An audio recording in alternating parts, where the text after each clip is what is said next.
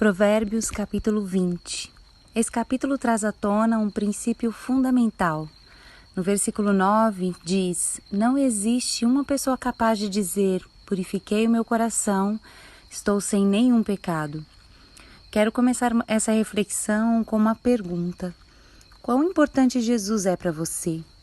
Esse provérbio nos lembra que não há possibilidade alguma de nos purificarmos independente dele. Simplesmente não dá. Deus nos chamou para perto dele, nos quis dar o lugar de descanso que há nele, a segurança e o amparo que há debaixo de suas asas, quis ser para nós escudo e proteção, torre forte, refúgio, fortaleza. Quis que desfrutássemos de sua presença todo dia, do seu socorro em tempos de tribulação. Quis encher nosso coração de uma viva esperança. Desejou nos chamar de filhos, de amigos. Você lembra que o pecado roubou do homem a sua relação com Deus? Falamos disso no capítulo 18. Mas o incomparável amor de Deus proveu para nós um Redentor, o Messias prometido. Para quê? Para nos purificar de todo o pecado e de toda injustiça. Para nos justificar diante de Deus, o Deus Pai.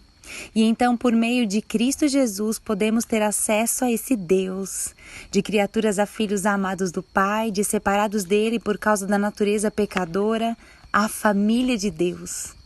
Por isso Jesus morreu na cruz, porque sem ele não podemos evoluir espiritualmente e nos purificar para chegar a Deus, como alguns acreditam. Você já deve ter ouvido ou até dito que todos os caminhos levam a Deus, mas não é verdade.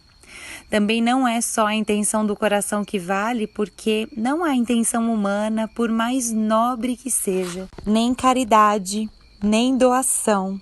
Não há nada capaz de nos purificar, somente o sangue de Jesus derramado na cruz. Se você declarar com sua boca que Jesus é Senhor e crer em seu coração que Deus o ressuscitou dos mortos, será salvo. É o que diz em Romanos, capítulo 10, versículo 9. Sem ele a condenação do pecado pesa sobre nós, mas como diz em 2 Coríntios 5,17, logo todo aquele que está em Cristo se tornou nova criação. A velha vida acabou e uma nova vida teve início. Em Colossenses 2, 13 e 14 diz: vocês estavam mortos em pecados e seus desejos pecaminosos ainda não tinham sido afastados. Então ele deu-lhes participação na própria vida de Cristo, porque ele lhes perdoou todos os pecados e apagou as acusações confirmadas que havia contra vocês, a lista dos mandamentos aos quais vocês não tinham obedecido. Tomando essa lista de pecados, ele a destruiu, pregando-a na cruz de Cristo. Aleluia! Tem tudo a ver com Jesus. Por ele, por meio dele, para ele são todas as coisas, como diz em Romanos 11:36. Sem ele, nada podemos fazer. Talvez você esteja pensando, mas eu sou uma boa pessoa. Acontece que nascemos no pecado e somente por meio da cruz de Cristo somos purificados. É através do sangue de Jesus que Deus olha para nós e não vê mais o pecador, mas sim o lavado e remido pelo seu Filho amado Jesus. Foi por isso que Jesus disse a Nicodemos, um religioso respeitado de sua época: necessário é nascer de novo. Em João 3, de 5 e 6 diz: o que eu lhe estou dizendo é verdade. Se alguém não nascer da água e do Espírito, não pode entrar no reino de Deus. O que nasce da carne é carne, mas o que nasce do Espírito é Espírito. Sim, o sangue de Jesus derramado na cruz e a água da vida que é o Espírito Santo de Deus são indispensáveis, essenciais e fundamentais à vida. Sem isso, homem nenhum, por meio de nada, pode ser purificado. Jesus Cristo, Filho de Deus, quebra de nós a cadeia da escravidão do pecado. Assumimos uma nova vida nele e, guiados pelo Espírito Santo, vivemos uma vida de santificação.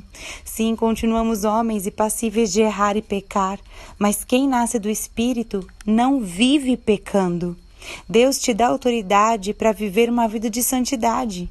Assuma isso de uma vez por todas, abra mão, combata todo e qualquer pecado de estimação e não diga mais que você não consegue vencer. Comece a declarar a palavra de Deus que diz em 2 Coríntios 12:9, a graça de Deus me basta, porque o poder dele se aperfeiçoa na nossa fraqueza, aleluia. Então, ele nos salvou. Não porque fôssemos suficientemente bons para sermos salvos, mas por causa da sua bondade e compaixão, pelo lavar regenerador e renovador dos nossos pecados, por meio do Espírito Santo que ele derramou sobre nós com maravilhosa abundância. E tudo por causa daquilo que Jesus Cristo, nosso Salvador, fez, a fim de que ele nos pudesse declarar justos aos olhos de Deus. Tudo por causa da sua grande graça, tornando-nos seus herdeiros, e agora podemos participar da esperança da vida eterna que ele nos dá. Está em Tito 3, versículos 5-7.